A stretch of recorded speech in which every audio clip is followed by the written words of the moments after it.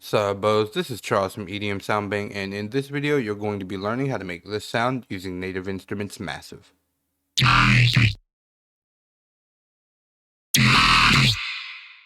And this is what it's going to sound like in a track.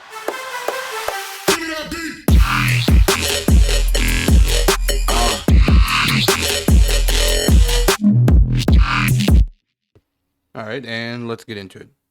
Okay, so we're going to go ahead and get started by loading a new Massive patch. And for a reference note, we're going to be using the key E2.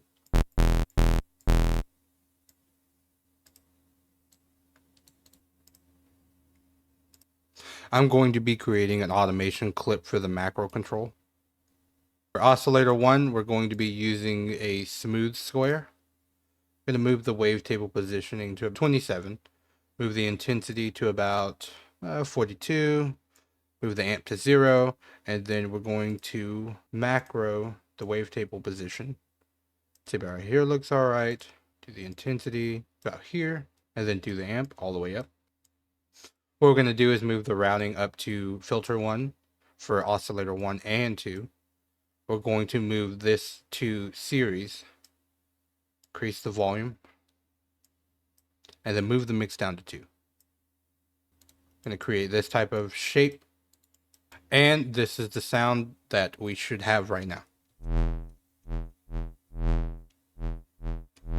So for oscillator 2, we're going to be using a format square. We're going to move the wavetable position to about 37. We're going to macro it. And then we're going to macro the amp. And we'll bring the intensity down to, say, about 31. Then we're going to increase the pitch to 12. And this is the sound you should have now. Moving on to the filters. So for filter 1, we're going to be using a bandpass. Increase the cutoff to about 48.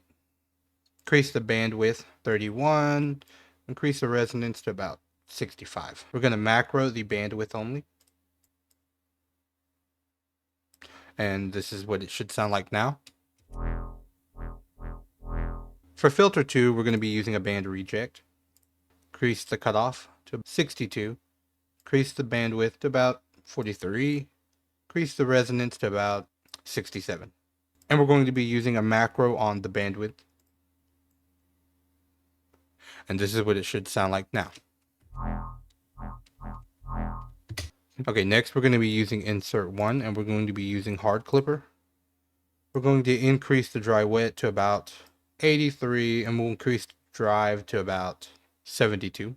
We'll be using the macro on the drive and bring it down. That's what it should sound like now. For FX1, we're going to be using a classic tube. We're going to increase the dry wet to about 67, and then for the drive, we're actually going to bring it down a bit. That'd be all right. For FX2, we're going to be using the dimension expander. We're only going to do a little bit of expansion and then increase the size. And this is what it should sound like now. And before we are done with the massive patch, the last thing to do would be go to your oscillator tab and turn on restart via gate.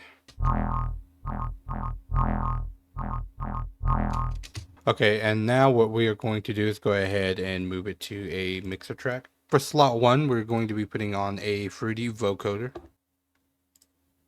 Here's what it should sound like now. We're going to be opening up a parametric EQ2. You're going to grab band 4, pull it down. And then using the second knob for the resonance, what we're going to do is link it to the massive macro. And this is what it should sound like now. We're going to be using a expander. All you got to do is increase the width a bit. You can increase the detune a bit if you'd like and enchant it. And then what we're going to be doing is throwing on an OTT.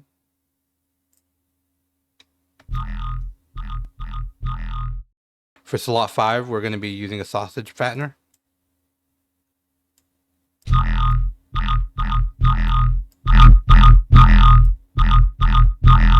We're going to be using a parametric EQ.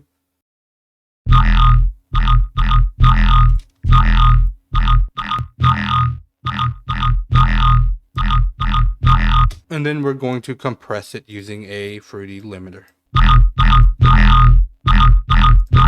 And you can listen to the entire track here and leave comments on that video about which sound you would like for me to do a tutorial on next.